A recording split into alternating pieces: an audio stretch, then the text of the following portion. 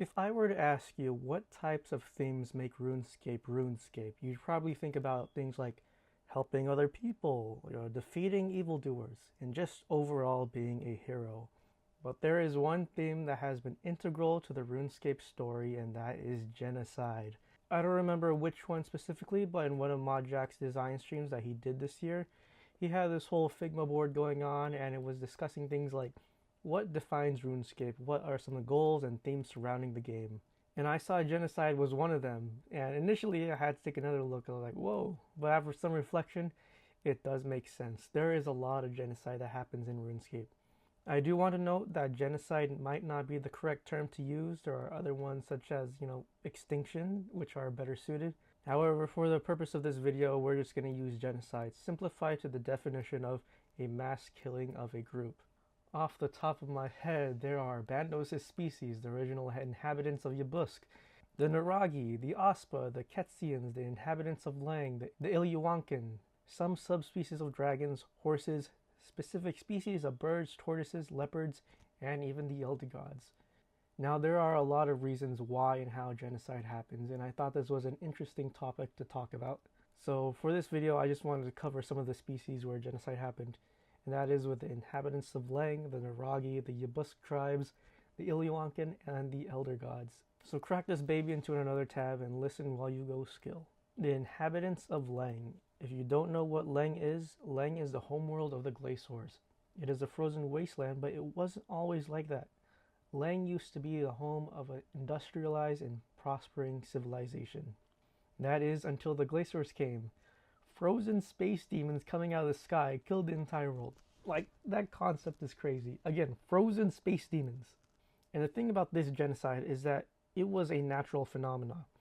The people of Lang, they had no way of knowing that this would happen. And, they couldn't prepare for it.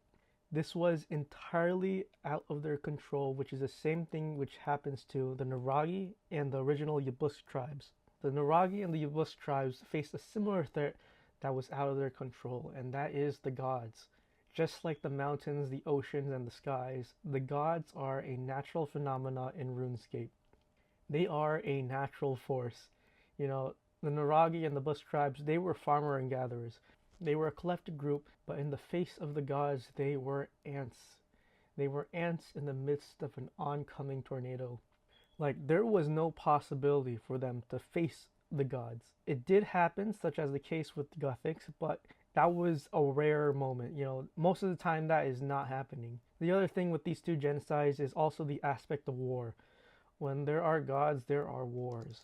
With the Naragi, there was Ceridobin versus Tuska versus Skargaroth, and with the Yabusk tribes, it was just Bandos making them fight each other. Imagine living your life farming and, being with your family, and the next day, everyone's gone.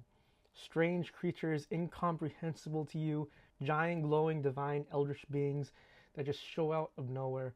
These guys stood no chance, and it was completely out of their control. In the case of the Yabusk tribes, the orcs tried to stop war from escalating because they were using actual nukes. They knew this would destroy the entire world. But again, there was no way for them to measure up to Bandos. It's ants versus a tsunami or a tornado or a wildfire. There is no way for people to measure up to these things. The Ilyawankan. Now, the Ilyawankan are probably one of my favorite of the bunch when it comes to genocide. So the deal with them is that they grew like a disease or a deficiency, which made it difficult for them to absorb the anima mundi. This caused them to become infertile, so no new babies were being born. The Ilyawankans, they had a fairly peaceful culture that revolved around family, community, and living in harmony with their surroundings. Even though they were the only intelligent life on their planet, they didn't see themselves as above other species. They saw themselves as equal. So when they came to understand that they would die off one day, they accepted it. They prepared for the inevitable. Despite this, they were offered a choice. Zeros and later Karapak offered them hope in one day being able to cure their disease. In the face of incredible odds and even death itself, we often have the choice to hope, to change things for the better. And it creates characters such as Hannibus. He faced an arguably difficult life, having to abandon his people, fight in wars beyond comprehension, and witness the death of his people. Despite losing everything, he still holds true to his values and onto hope. There's also other characters that does this as well, such as Char and even Zamorak. You know, faced with adversity, they hoped for a better future, and they more or less did achieve that. The Elder Gods. Now, the Elder Gods are so unique when it comes to genocide. We know that they can be killed, like when Jazz turned her own egg into a tool or when Ma died, but we don't know if they can give birth to more Elder Gods. Like, this seems like a rebirthing thing. For example, Fool is going to be rebirthed into Fool again. So, like, one to one thing. So it's kind of weird how, like, Jazz turned her egg into a tool, but that's aside the point. Now, I also want to extend this to Seren and Zeros, specifically Seren. So if you watch my Seren video, then you know all the crazy stuff she's done, but that is not without reason. Again, Seren had realized that in order for the universe to live, her family had to die. Like Hannibus, family was something that was always important to Seren. She grew up in a broken home. You know, Zeros left her and gave her all the burden of taking care of her mother was on her. She basically didn't even have a family.